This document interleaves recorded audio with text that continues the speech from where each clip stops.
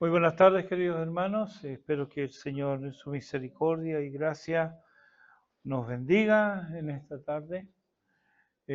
Hoy día sería el último sermón respecto de los diáconos, que los comenzamos hace algunos domingos atrás. Hoy día concluiríamos y es por esta razón que este sermón tiene por título Los diáconos, requisitos, segunda parte, y está basado en el texto que leímos de Primera a Timoteo, capítulo 3, versículo 8. Ya hemos visto los versículos 8 y 9 de Primera Timoteo 3, ese fue en el sermón pasado sobre los diáconos. Hemos hablado de algunos requisitos nombrados aquí, semejantes a los requisitos para ancianos, pero también hemos visto que estos requisitos no son para un grupo de élite de la congregación, sino que la congregación, es decir, cada uno de los congregantes debe esforzarse por mantener el estándar cristiano, evidenciar con y en su vida la obra de gracia del Espíritu Santo, pues es de entre estos, es de entre la congregación de donde salen quienes han de servir al Señor en la persona de sus hermanos. Cada vez que servimos a los hermanos, al Señor estamos sirviendo. ¿Sí? ¿Ha meditado en eso? Hablamos que nuestro texto comienza con el requisito que deben ser honestos. Creo que lo que define mejor es íntegro. Alguien que refleja por fuera lo que verdaderamente es por dentro, en lo íntimo. Continúa con sin doblez. Y dijimos que esto tiene que ver con el uso de la lengua como herramienta de compasión, de misericordia y pacificación. Añade a esto el abstenerse de decir una cosa a uno y otra diferente a otra, para así ganarse el favor de todos. Eso es lo que pretende alguien que le dice a cada persona lo que esa persona quiere oír. Absalón dio un mal uso a su lengua. Fue querido por muchos, muchos lo siguieron, pero tuvo una muerte prematura e indigna de un hijo de rey. Sigue en el versículo 8 con no dado a mucho vino. Habló antes de la intemperancia con la lengua. Ahora habla de la temperancia con las bebidas alcohólicas, es decir, el control de los apetitos. En otras palabras, debe ser libre, el diácono debe ser libre de cualquier cosa que lo esclavice o lo domine o perturbe su juicio. Y aquí otra vez, ¿es esto solamente de los diáconos? ¿Esto no vale para el resto de los hermanos? ¿Verdad que es un requisito aplicable a todos y cada uno de nosotros? Termina el versículo 8 con otro negativo, dice, no codicioso de ganancias deshonestas. No es el único llamado a ser sobrio. Prosperar, tener ese deseo, no es pecaminoso en sí, pero dejar de lado otras responsabilidades por el deseo de mejora económica lleva al hombre a la esclavitud y al fracaso. Para hacer mayor ganancia, es tentado a engañar, es tentado a mentir, a quedarse con lo que no es suyo, ya que al fin de cuentas no parece tan malo. ¿No ha escuchado usted hombres y mujeres decir, que si esto, a cuánto no nos roban a nosotros? En los supermercados se escucha eso. ¿Mm? Justificamos lo injustificable. Todo esto y más provoca la obsesión por el dinero. Cuidémonos de instalar en el liderazgo de la congregación a alguien con estos vicios. Por último, el versículo 9 nos pone el requisito que guarden el misterio de la fe con limpia conciencia. Todo esto ya lo hablamos en el sermón anterior. Estamos haciendo un repaso rápido. Aquí dijimos que misterio es algo escondido, antes, pero revelado ahora por el Evangelio. Dijimos que debíamos conocer estos misterios, pues no son solo para algunos iniciados, como en los antiguos cultos orientales, sino que son un tesoro de la Iglesia que nos ayuda a prevenir la sana doctrina, nos permite entender la estructura doctrinal del Nuevo Testamento y nos convierte en mayordomos de los misterios de Dios. Nuestra responsabilidad entonces pasa por conocer la fe, guardar la fe y vivir la fe. Nuestra responsabilidad, conocer la fe, guardar la fe y vivir la fe. O sea, llevar una vida de fe íntegra, íntegra respecto no solo de la fe, sino que también respecto de la vida misma. Lo que somos aquí, ser también en el hogar, en el trabajo. Ahora nuestro texto nos lleva a un paralelo del versículo 6 de este capítulo 3. Dice en el versículo 6, no un neófito, hablamos de eso. Y aquí en el versículo 10 dice, y estos sean sometidos a prueba primero, y entonces ejerzan el diaconado si son irreprensibles. Este consejo es hijo de la experiencia. ¿Solo los diáconos deben ser sometidos a prueba primero?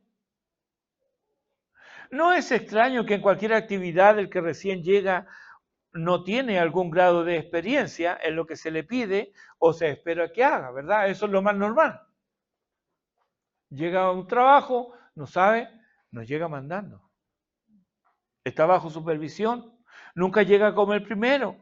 Más bien pasa a ocupar una segunda o una tercera posición y hay un supervisor por sobre él. ¿Por qué es esto? Porque el deseo es que todo marche bien, pero con el deseo no alcanza.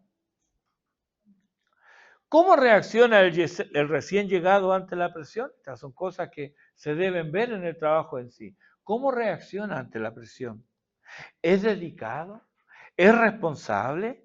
¿Tomará decisiones acertadas o se dejará llevar por las primeras impresiones? ¿Es una persona prudente?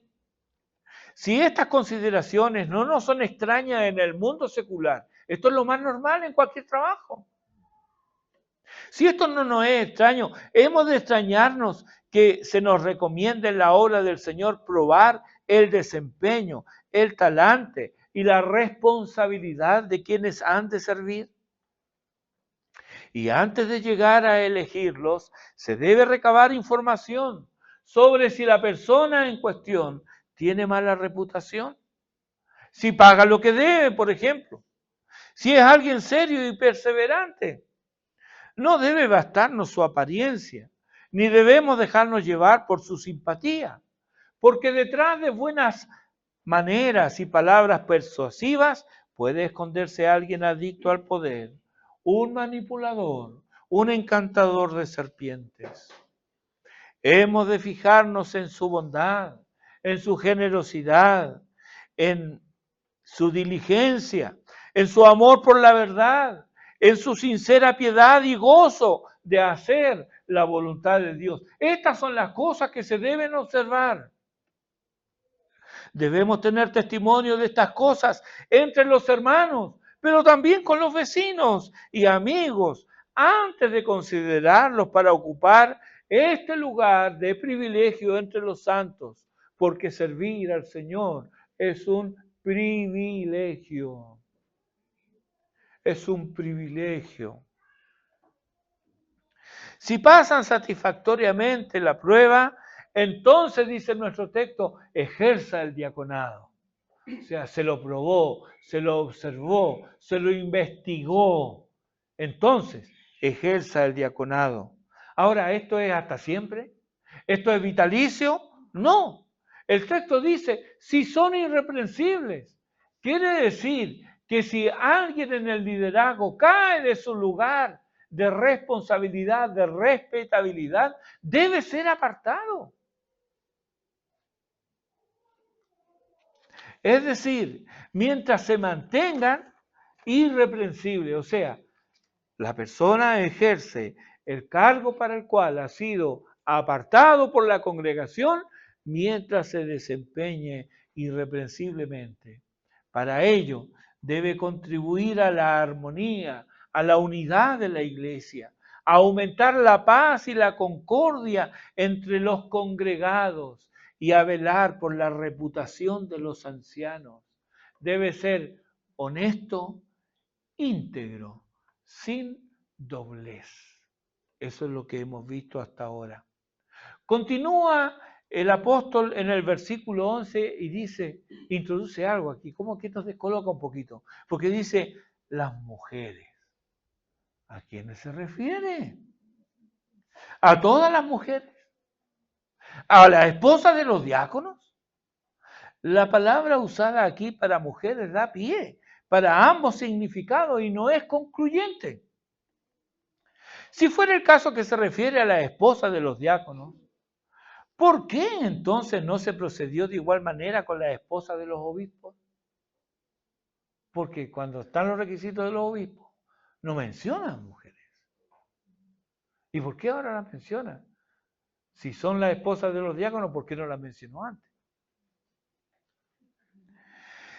Y aunque nos inclinamos porque este versículo 11 se refiere a un grupo específico de mujeres y no a las esposas de los diáconos. Porque, hermano, es de perogrullo, pero la esposa del mecánico es mecánica, ¿verdad que no?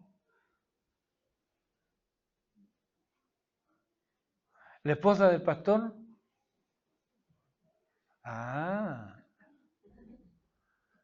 algunos de ustedes le dicen pastora, ¿no? La esposa del pastor no es pastora. Ella tiene un ministerio, sí, un ministerio precioso, cuidar a su esposo. El ministerio de las esposas es su hogar, su esposo, sus hijos. Entonces, ¿el diácono siendo llamado, la esposa es diaconisa? No. Puede ser. Pero no significa que porque el esposo es llamado, la esposa es diaconisa. ¿Sí? ¿Estamos claros ahí? Muy bien. Entonces, nosotros nos inclinamos aquí en este versículo 11 por algunas razones que vamos a dar aquí. Se refiere a un grupo específico de mujeres y no a las esposas de los diáconos. Esto es, el componente femenino de los diáconos, las diaconisas, como Febe allí en Romanos 16:1. Sin embargo, como venimos afirmando, estas cualidades debieran existir en todas las creyentes. ¿Sí? Un solo amén. Vamos todavía. Si ponemos lo contrario de los requisitos que aparecen ahí en el versículo 11, mire la monstruosidad que queda.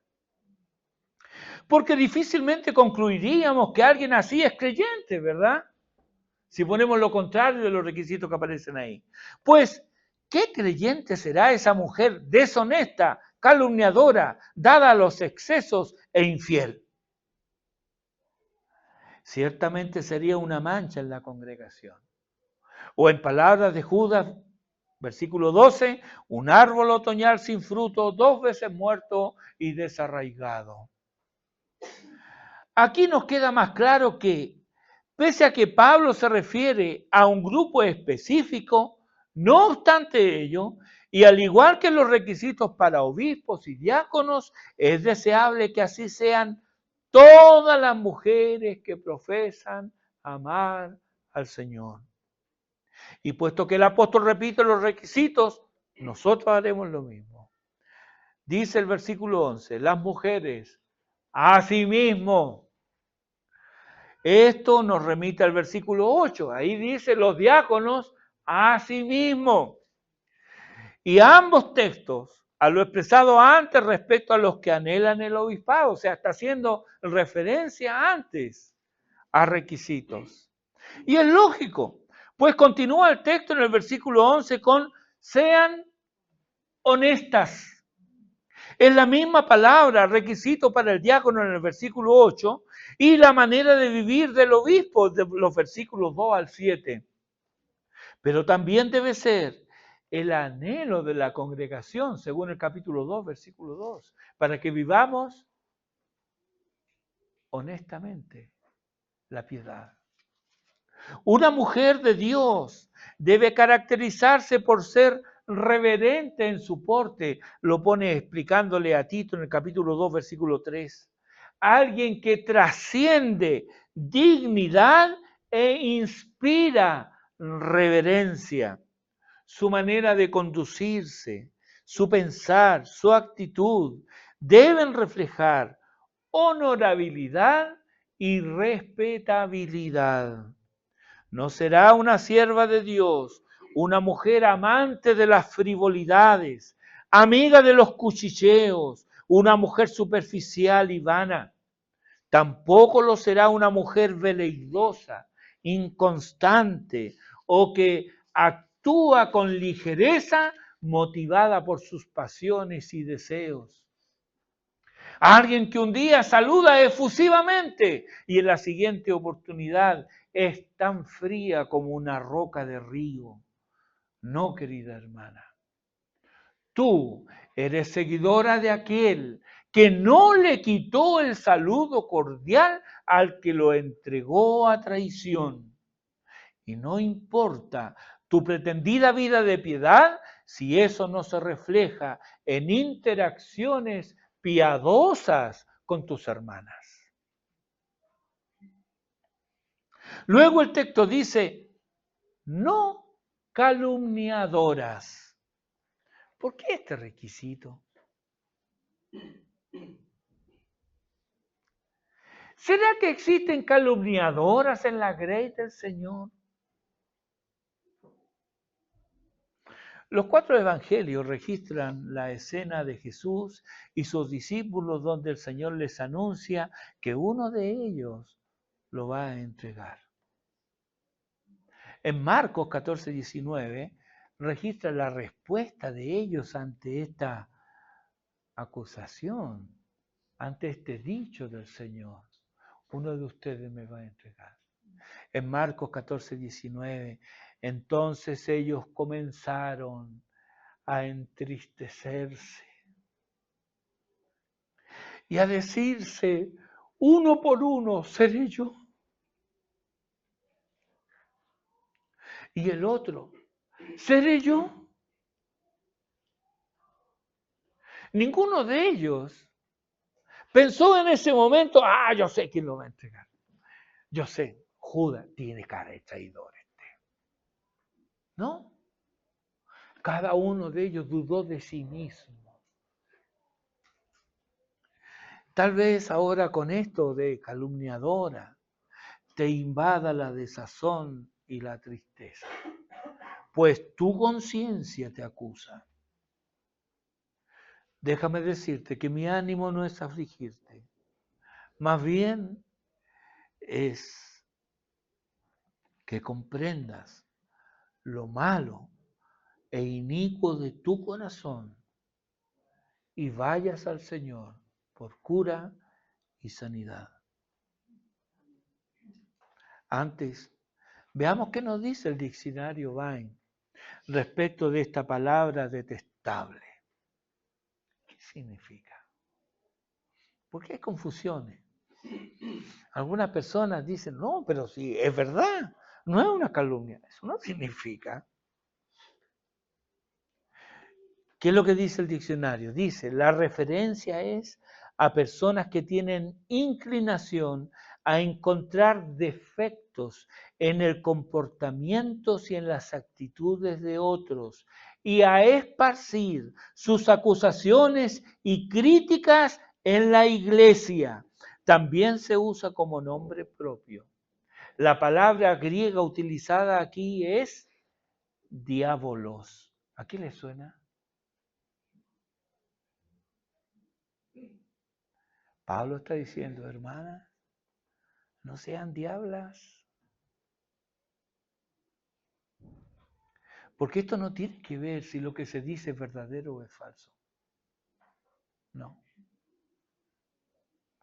Y muchas veces nosotros lo que podemos afirmar que es verdadero, a veces con el andar del tiempo nos damos cuenta que estábamos equivocados. Porque nuestros sentidos nos engañan. ¿Verdad? Por esa razón nos mordemos la lengua. Nadie se la muerde porque, ay, me encanta morderme la lengua. ¿No? Es delicioso.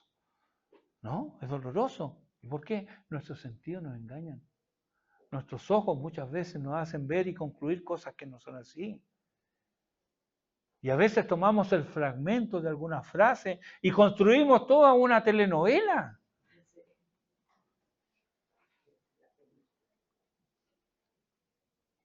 Cada vez que centras tu atención en los defectos de otros, en las actitudes de otros, y no resistes la tentación de esparcir esas acusaciones y críticas en la iglesia, estás actuando como el diablo. Hermana querida, porque esto está dirigido a las mujeres. Actúa responsablemente. Actúa con humildad y con arrepentimiento. Si Dios te guía, acude en ayuda de tu hermana. Considera Gálatas 6:1, hermanos. Si alguno fuere sorprendido en alguna falta, vosotros que sois espirituales, restauradle con espíritu de mansedumbre, considerándote a ti mismo, no sea que tú también seas tentado. ¿A qué vamos a ser tentados? ¿A caer en lo mismo que vemos en el que cayó? No. Vamos a ser tentados a sentirnos superiores. Si esa es la tentación que tenemos cuando corregimos, aun cuando corregimos a nuestros hijos, muchas veces lo hacemos con un aire de superioridad que no es tal. Porque si nosotros retrocedemos a la edad que ellos tenían, a la edad que ellos tienen, nos vamos a dar cuenta que nosotros la hacíamos y a veces la hacíamos peor.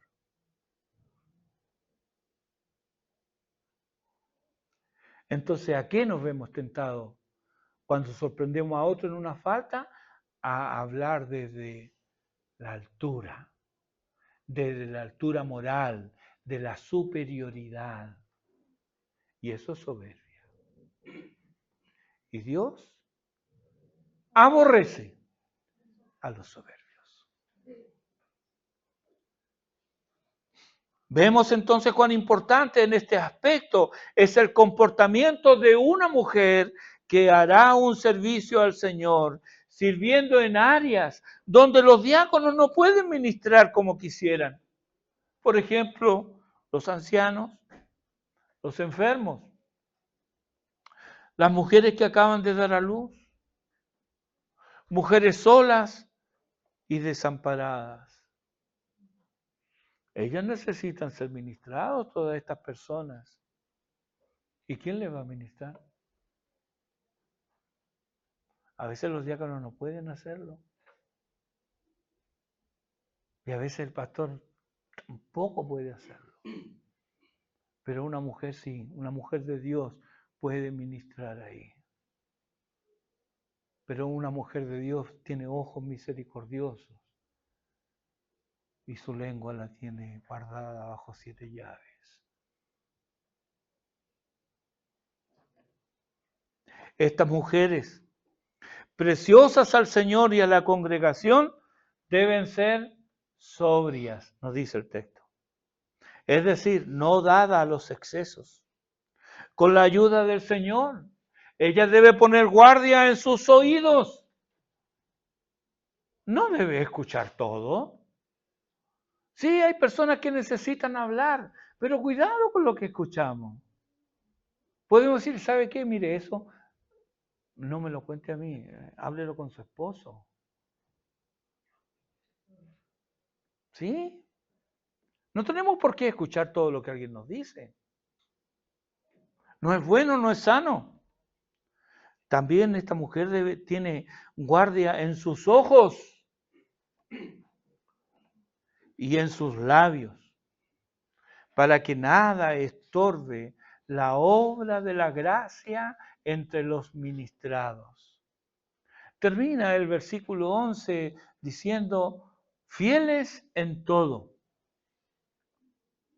Hay quienes son fieles cuando es de día, cuando el sol es benevolente y el viento empuja en la dirección que se avanza. ¡Ah, qué fieles somos! Pero eso no es fidelidad, eso es oportunismo y muchas veces es hipocresía.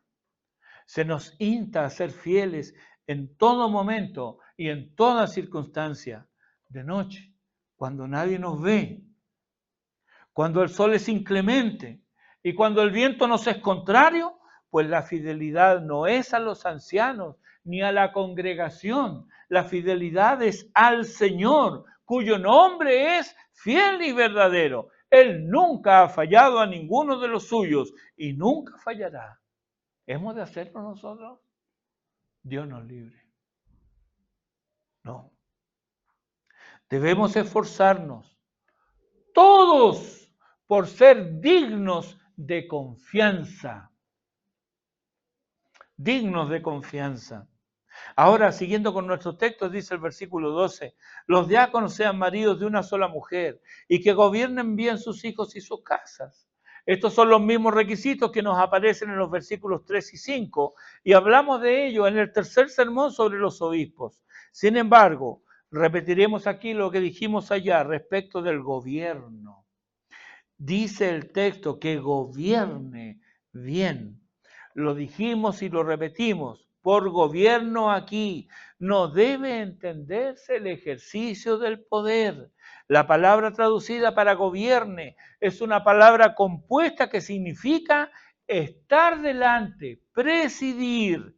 No es la imagen de un destacamento militar con un oficial superior al frente. No, no es el ejército, no es un regimiento, es alguien que está delante, que es observado y por lo mismo se sigue su ejemplo y por amor se lo obedece. El buen ejemplo al interior del hogar hará lo que jamás logrará la obediencia, producto del temor al castigo. Esto podrá servir aparentemente los primeros años de la niñez, pero se mostrará inútil al comenzar la pubertad. Que esto no significa que los hijos sean salvos, pues la salvación pertenece al Señor y no es producto del comportamiento de los padres, aunque Dios use extraordinariamente el ejemplo de ellos. Recuerda que hijos necios y perversos han salido de hogares piadosos. Lo puede ver en el primer libro de Samuel, capítulo 8, los versículos 1 al 3 con los hijos de Samuel. Y también Dios ha concedido hijos piadosos a padres impíos. Lee el capítulo 16 y el capítulo 21 del segundo libro de Reyes. También encontramos esposas fatuas y necias con maridos piadosos en Job capítulo 2. Y maridos insensatos con esposas de buen entendimiento. El primer libro de Samuel capítulo 25. Así que, si tienes hijos pequeños, abstente de pontificar sobre la crianza de los mismos o de dar consejos matrimoniales. No has vivido lo suficiente. Espera en el Señor para eso. Y si Dios te ha dado hijos obedientes y piadosos, o un cónyuge temeroso de Dios, o ambos, no te jactes, ni te envanezcas, pues no es por ti, por tu vida de piedad o por tu actuar prudente, sino que ha sido y es pura gracia y misericordia de Dios. Sea agradecido, teme a Dios y guárdate de la soberbia.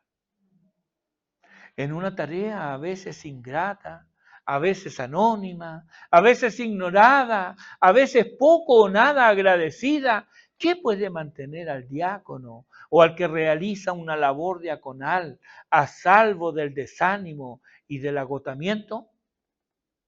Pues no es extraño que, al parecer, mientras más bondad y gracia se extienda, mientras se sea más solícito en ayudar las diversas necesidades, producto de nuestra naturaleza caída, el pecado o las circunstancias adversas, más rápido se olvida el bien recibido. ¿Y cuál fieras salvajes hasta hieren la mano que los ayudó? ¡Qué miserables somos! ¡Cuánta mezquindad hay en nuestros corazones! ¿Qué mantendrá a salvo entonces al servidor fiel de cumplir la tarea divina encomendada? Pablo sabe muy bien de qué habla. En Gálatas 4:16, a sus hermanos, a los que cariñosamente llama hijitos míos, en Gálatas 4:19, les pregunta, ¿me he hecho pues vuestro enemigo por deciros la verdad? Un sentimiento similar recorre la epístola a los Corintios.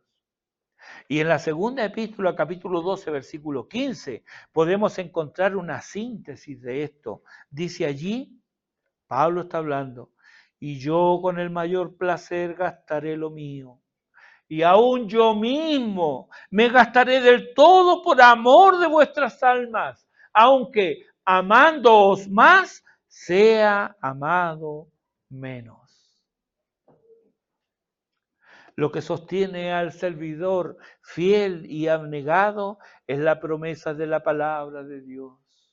El Salmo 37, versículo 3 dice, confía en Jehová y haz el bien y habitarás en la tierra y te apacentarás de la verdad. En el versículo 27 del mismo Salmo dice, apártate del mal y haz el bien y vivirás para siempre. Apacentarse de la verdad y vivir para siempre. ¡Qué promesas! Gálatas 6, versículos 9 y 10. No nos cansemos, pues, de hacer bien, porque a su tiempo segaremos si no desmayamos. Así que, dice el apóstol, según tengamos oportunidad, hagamos bien a todos y mayormente a los de la familia de la fe. Por eso es que duele tanto la ingratitud de la familia de la fe. En uno de los salmos, hablando proféticamente acerca del Señor, dice el salmista, porque si me hubiera herido un enemigo, no sería tanto. Pero fuiste tú, mi amigo, mi íntimo, mi familiar, que juntos compartíamos. Eso duele. Pero la palabra del Señor aquí nos dice, a la que tú y yo debemos someternos, no nos cansemos, pues, de hacer bien, porque a su tiempo segaremos y no desmayamos. Así que según tengamos oportunidad, hermanos, las oportunidades están. Claro, yo puedo hacer como el sacerdote y el levita y pasar caminando y miro para otro lado. Pero no, debo ser como ese samaritano vio a este malherido, lo toma y lo lleva y paga y gasta de sí mismo para socorrer. Y quedó eso por toda la eternidad ahora, el buen samaritano. ¿Cómo le habrá dolido eso a los fariseos? El buen samaritano. Y hasta el día de hoy se usa eso. Alguien que hace un bien, no, sí, es buen samaritano.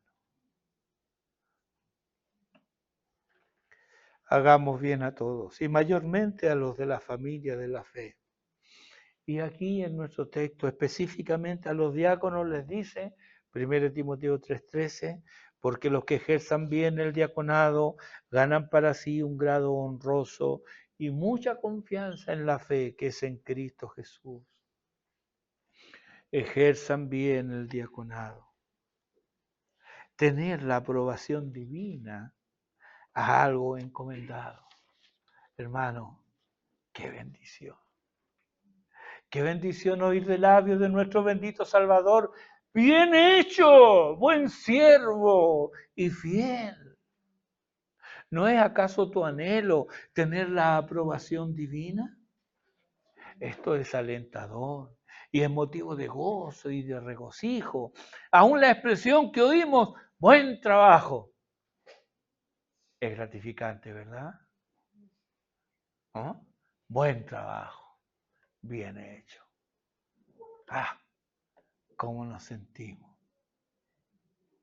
Recuerdo cuando mi nieto Andy tenía como 4 años él.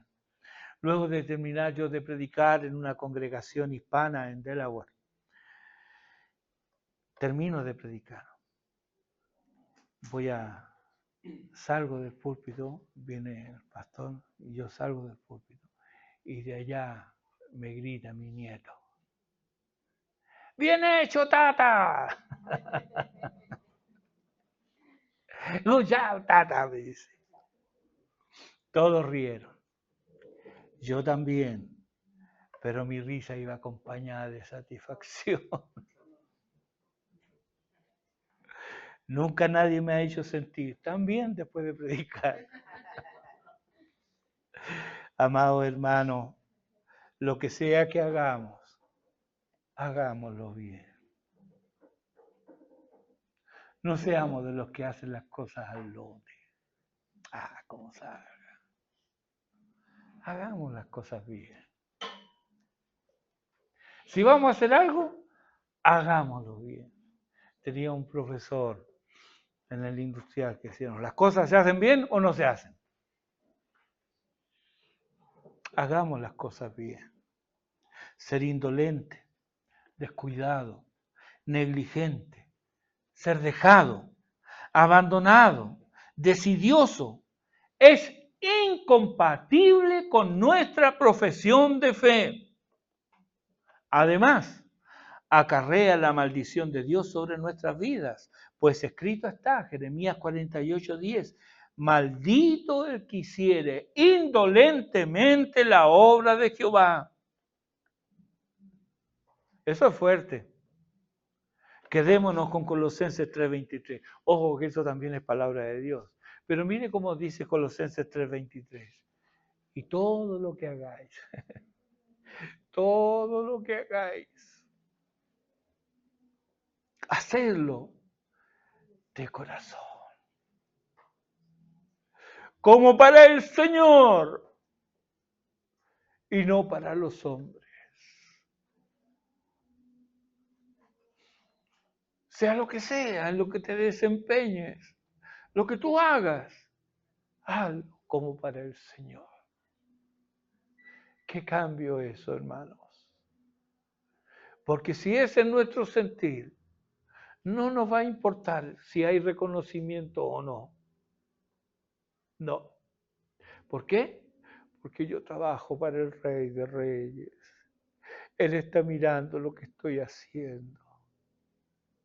Lo que sea que hagamos, hagámoslo para el Señor y no para los hombres. Una vez más vemos que estos textos son aplicables a todos nosotros, ¿verdad?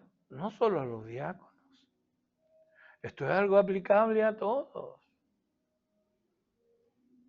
Y hablando de estas cosas, hermanos, ¿cuándo fue la última vez que agradeciste un bien recibido?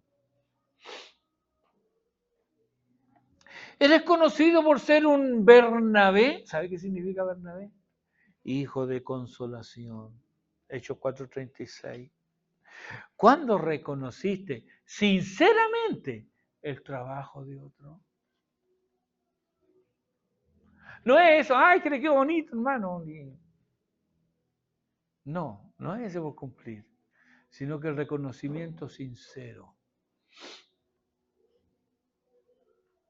¿Sabe que eso abre los corazones?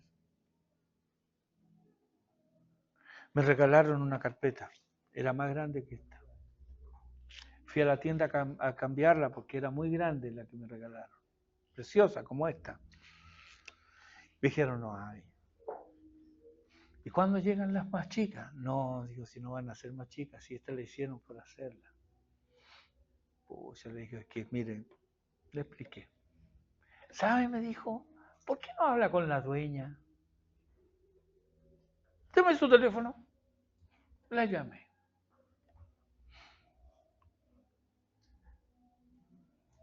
Le dije que su trabajo era muy lindo, muy bien hecho, muy buena calidad.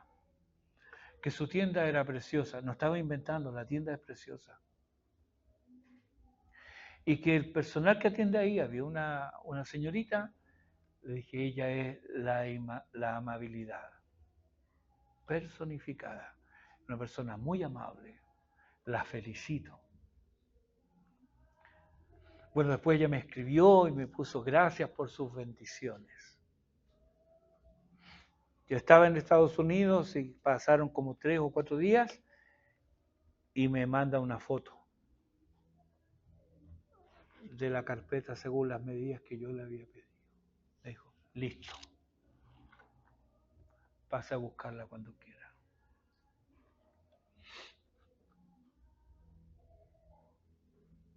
El poder de una alabanza sincera. Practícalo. Yo debo practicarlo más. Porque somos mezquinos en eso. Pero debemos hacerlo.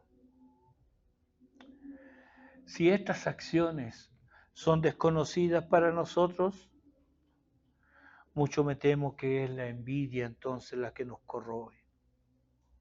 Y que la ingratitud se ha posicionado en nuestros corazones. Si en vez de alegrarnos cuestionamos, si en vez de ayudar comedidamente solo esperamos a ser servidos, si buscamos el reconocimiento y la gratificación inmediata, es dudoso que obtengas ese reconocimiento sincero y es seguro que la amargura va a ser mella de nuestros corazones. En cambio, hermanos, qué bendición son esas reuniones donde los creyentes se sirven por amor a Jesucristo, los unos a los otros. No pierdas tu galardón y confianza en el Señor. Sirve con alegría y con sencillez de corazón, por amor a Jesucristo. Él capacita. Él ve. Él recompensa. Antes de terminar, permítame insistir en que los requisitos para ancianos y para diáconos son iguales, a excepción de uno solo, que es apto para enseñar, que solo es requerido a los ancianos. Sin embargo, nada de esto es exigible solo de ancianos y diáconos, como si de un grupo de élite se tratara. No, estas debieran ser las marcas del cristiano, características observables en cada creyente, pues, como hemos dicho, es de entre ellos que saldrán aquellos señalados por el Señor para servir a su grey. Estos requisitos ya aparecen en diversas formas en la epístola a los hebreos, a los efesios, iglesia en la que estaba Timoteo. Por ejemplo, un diácono debe ser sin doblez de lengua. Y Efesios 4:29 nos enseña del buen uso de la misma. Los diáconos no deben ser dados a mucho vino. Y Efesios 5:18 prohíbe la embriaguez. Los diáconos no deben ser codiciosos de ganancias deshonestas. Y Efesios 4:28 habla de trabajar para tener que compartir con el que padece necesidad. Y Efesios 5:5 nos advierte que la avaricia es idolatría. Un diácono debe mantener el misterio de la fe, misterio que se nos explicita en Efesios capítulo 3, los versículos 1 al 10. Un diácono debe ser fiel en el matrimonio y lo mismo dice, explica y abunda Efesios 5 del 22 al 33. Un diácono debe gobernar bien a sus hijos y Efesios capítulo 6 versículos 1 al 4 nos da la pauta para ello. Un diácono ganará confianza en la fe. Y lo mismo vemos en el mismo apóstol en Efesios 6:19. Todo esto nos lleva a reflexionar en que un diácono, un servidor de Cristo y de la iglesia, es un cristiano fiel. El carácter de un diácono no debe ser diferente al resto de la congregación. ¿Cómo debe ser ese carácter? Debe ser íntegro y debe ser fiel. Nada extraordinario, pero hay, hasta en lo que es ordinario, fallamos, ¿verdad? ¿Y qué haremos entonces? Reconozcamos que nunca estamos solos. Dios nunca nos da una encomienda y luego nos abandona, como diciendo, bueno, ya te dije lo que tienes que hacer, hazlo. No, Él ha prometido estar siempre con nosotros. Cualquiera sea la labor que Él te ha encomendado, Él está contigo. No importa qué te ha llamado a hacer, ni lo conocida que sea tu labor, conocida o desconocida. De hecho, mucha de la labor encomendada a cada uno de nosotros es anónima al gran público, pero conocida de los ángeles. Y será reconocida por el mismo Dios cuando al llegar a su presencia oirás de su boca: bien, buen siervo y fiel. En lo poco has sido fiel, en lo mucho te pondré. Entra en el gozo de tu Señor.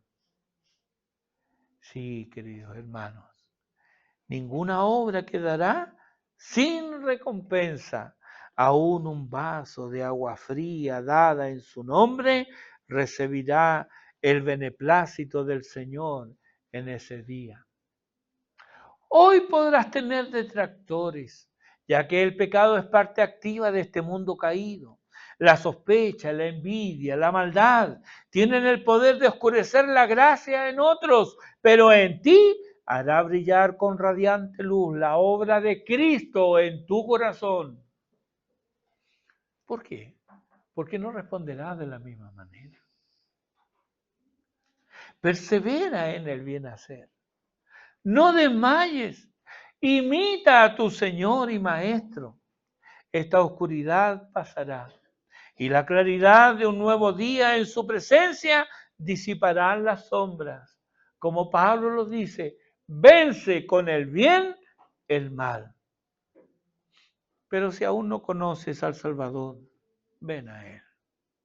No sigas caminando en las sombras y vuélvete a la luz. Entrégale tu vida a Él. Perdonará tus pecados, te dará nueva vida, una razón poderosa para vivir, el amor.